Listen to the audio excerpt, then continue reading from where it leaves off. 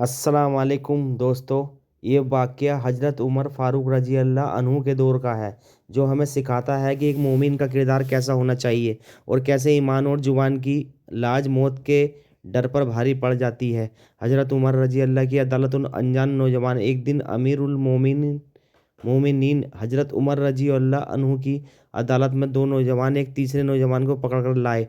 उन्हें शिकायत की कि ए अमीर उल मोमिनीन, इस शख्स ने हमारे बूढ़े पिता का कत्ल किया है। हमें इसके बदले में किसास खून का बदला चाहिए। हज़रत उमर ने ये तीसरे नौजवान से पूछा, क्या तुमने कत्ल किया है? उसने बड़ी बहादुरी और सच्चाई से जवाब दिया, हाँ, मेरे ऊँट उनके खेत में चला गया था। उन्होंने उसे पत्थर मारा जिससे ऊँट मर गया। मुझे गुस्सा आया और मैंने वही पत्थर उन्हें मार दिया जिससे उनकी मौत हो गई। हज़रत उमर ने कानून के मुताबिक उसे मौत की सज़ा सुनाई। सज़ा सुनकर उस नौजवान ने एक दरख्वास्त की, हुजूर, मुझे सज़ा मंजूर है, लेकिन मेरे पास मेरे छोटे भाई की अमानत सोना ज़मीन में दबा हुआ है।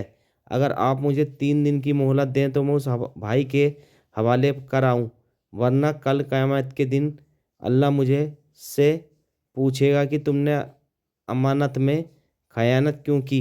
हज़रत उमर ने कहा, मक्का से तुम्हारा गांव दूर है, तुम्हारी ज़मानत कौन देगा? अगर तुम नहीं लौटे तो तुम्हारी जगह किसे फांसी दी जाए? ये नौजवान अजनबी था, उसे कोई नहीं जानता था।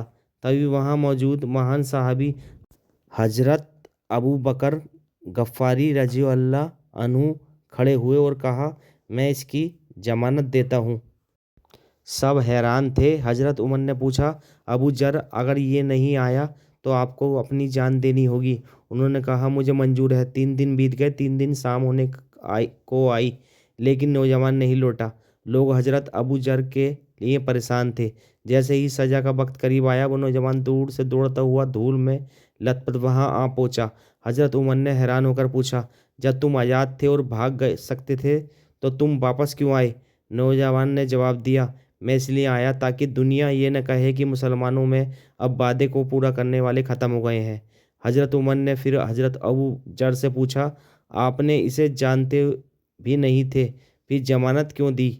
उन्होंने जवाब दिया, मैंने इसलिए दी ताकि दुनिया ये न कहे कि मुसलमानों में अब मदद करने वाले ख़त्म हो गए हैं।